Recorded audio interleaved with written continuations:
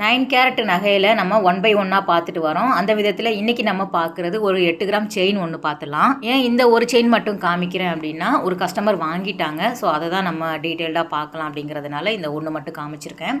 8 gram அப்படிங்கும்போது உங்களுக்கு 1 பவுனில் வரும்.